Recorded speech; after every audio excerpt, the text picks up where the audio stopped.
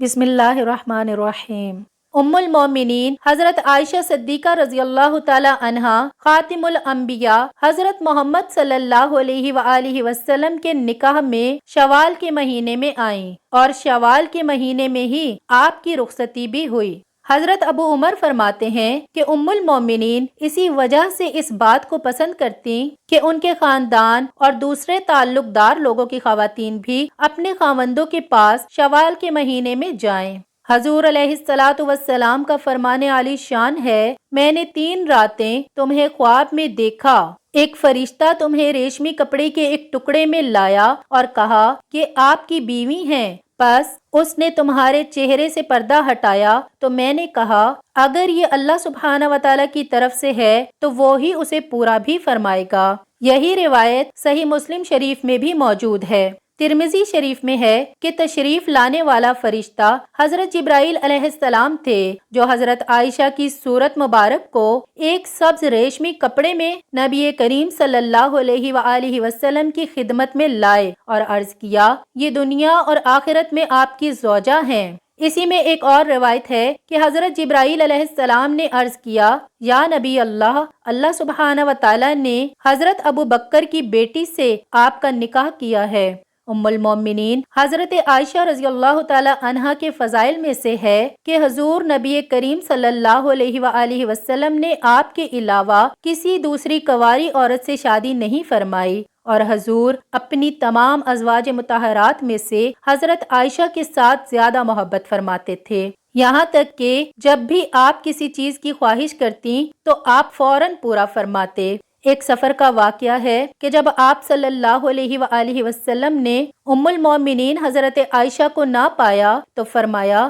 ہائے میری دلہن۔ یہ الفاظ امام احمد علیہ الصلوۃ والسلام نے نقل کیے ہیں۔ حضرت عائشہ رضی اللہ تعالی عنہا فقہ کی بہت بڑی عالمہ اور فصاحت کی دولت سے مالا مال تھیں، نیز آپ نے رسول اللہ صلی اللہ علیہ وآلہ وسلم سے باکثرت احادیث روایت کی ہیں۔ آپ عرب کی تاریخ اور اشعار کی بھی عالمہ تھیں۔ یہی وجہ ہے کہ صحابہ کرام اور تابعین کی بہت بڑی جماعت نے آپ سے احادیث روایت کی ہیں۔ نبی کریم صلی اللہ علیہ وآلہ وسلم نے حضرت عائشہ رضی اللہ تعالی عنہا کے لیے 2 راتیں مقرر فرما رکھی تھیں، ایک ان کی اپنی اور ایک حضرت ام المومنین سودا رضی اللہ تعالی عنہا کی، کہ وہ بوڑھی ہو گئی تھیں اور انہوں نے اپنی باری بھی حضرت عائشہ رضی اللہ تعالی عنہا کو دے دی تھی، یعنی حضرت عائشہ رضی اللہ تعالی عنہا ام المومنین حضرت خدیجہ رضی اللہ تعالی عنہا کے بعد ازواج میں سے خوش قسمت ترین ہیں کہ جنہیں اللہ سبحانہ و تعالی کے نبی کے ساتھ اتنی زیادہ قربت نصیب ہوئی۔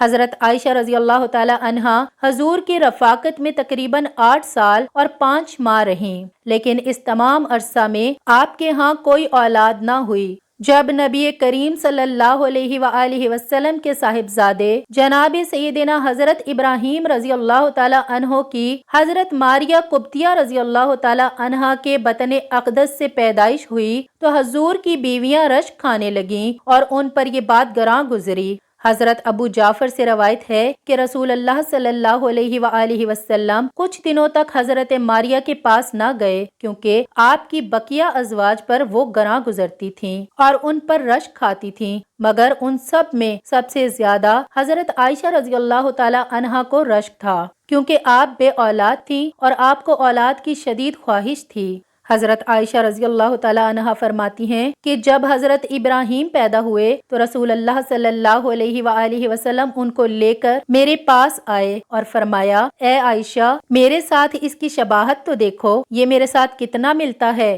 میں نے کہا مجھے تو کوئی شباہت نہیں دکھتی۔ فرمایا کیا تو اس کے گورے رنگ اور گوشت کو نہیں دیکھتی؟ میں نے کہا جو صرف دائی یا اونٹنی کے دودھ سے پالا جاتا ہے وہ گورا اور موٹا فربا ہوا کرتا ہے۔ اس کے بارے میں ایک اور روایت بھی ہے جس میں یہ الفاظ ہیں کہ حضرت عائشہ رضی اللہ تعالی عنہا نے عرض کیا جسے بھیڑ کا دودھ پلایا جائے وہ فربا اور گورا ہوتا ہے۔ ام المومنین حضرت عائشہ رضی اللہ تعالی عنہا نے یہ کیوں فرمایا؟ اس کے بارے میں محمد بن عمرو کہتے ہیں کہ رسول اللہ صلی اللہ علیہ وآلہ وسلم کی چند راس بھیڑ بکریاں حضرت ابراہیم کے واسطے مخصوص تھیں اور ایک اونٹنی کا دودھ بھی انہی کے لیے خاص تھا۔ یہی وجہ ہے کہ ان کا اور ان کی والدہ کا جسم اچھا تھا۔ ناظرین، ایک اہم بات یہ ہے کہ سیدہ عائشہ رضی اللہ تعالی عنہا کی کنیت ام عبداللہ تھی، لیکن عبداللہ آپ کی اولاد نہیں بلکہ بھانجے تھے جو کہ حضرت عبداللہ ابن زبیر رضی اللہ تعالی عنہ ہیں۔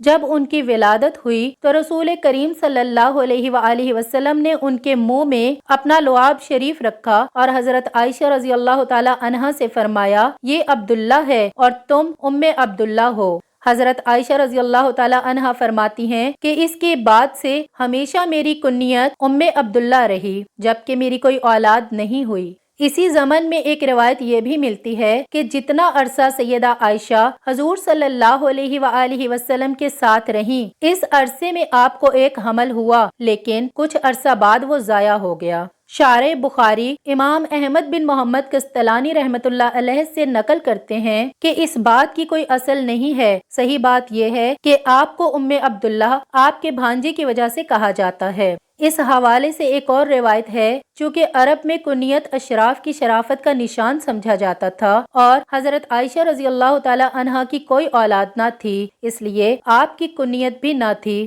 ایک دن آپ نے ازراہ حسرت رسول اللہ صلی اللہ علیہ وآلہ وسلم سے اس بارے میں عرض کی کہ اور خواتین نے تو اپنی سابقہ اولادوں کے نام پر اپنی اپنی کنیت رکھ لی ہے، میں اپنی کنیت کس کے نام پر رکھوں جبکہ میری کوئی اولاد نہیں ہے؟ رسول اللہ صلی اللہ علیہ وآلہ وسلم نے فرمایا، تم اپنے بھانجے عبداللہ کے نام پر اپنی کنیت رکھو جو تمہاری بہن اسماء بنت ابی بکر اور زبیر بن عوام کے بیٹے ہیں۔ پس تب سے آپ کو ام عبداللہ کی کنیت سے پکارا جانے لگا۔ اللہ سبحانہ و تعالیٰ سے دعا ہے کہ اللہ عز و جل دین اسلام کو پھیلانے کی ہماری اس کاوش کو اپنی بلند بارگاہ میں قبول فرمائے اور اس پر ہمیں اجر عظیم عطا فرمائے، آمین یا رب العالمین۔